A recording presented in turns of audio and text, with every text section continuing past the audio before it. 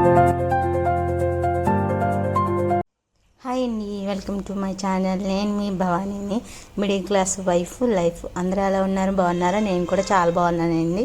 ఈరోజు పిల్లలు స్కూల్కి వెళ్ళి వచ్చేంత వరకు నేను చేసుకున్న కొన్ని పనులు మీకు నేను షేర్ చేసుకుంటాను. ఇందుకీ మా ఛానల్ మీరు ఫస్ట్ టైం చూసినట్టయితే మా ఛానల్ని సబ్స్క్రైబ్ చేసుకోండి.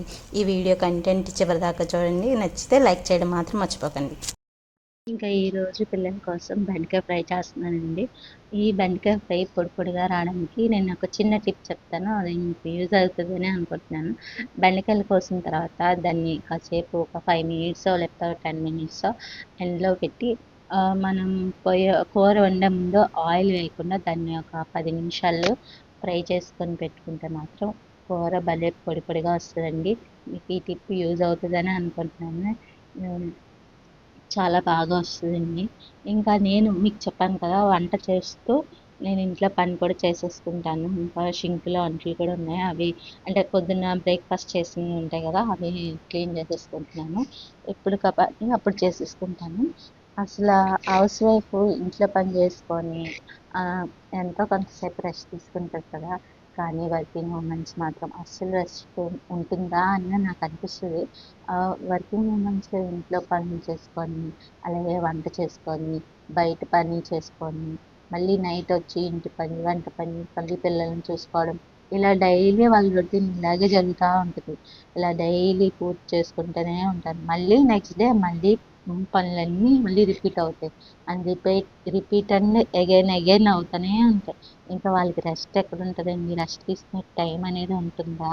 చాలా తక్కువ అండి వాళ్ళకి టైం అనేది మాత్రం.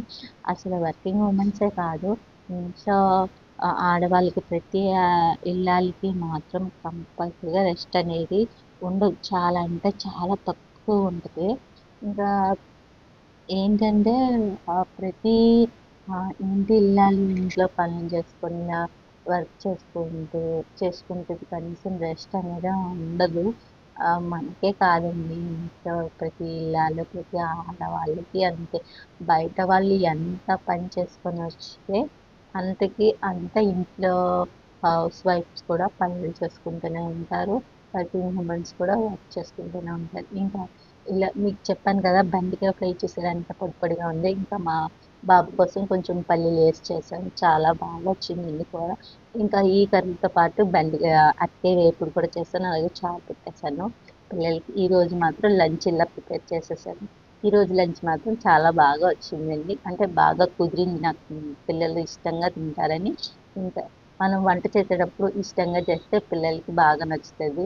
ఇంకా కొంచెం పని ఉందని మిషన్ వర్క్ కూడా నేను చేసుకుంటున్నాను.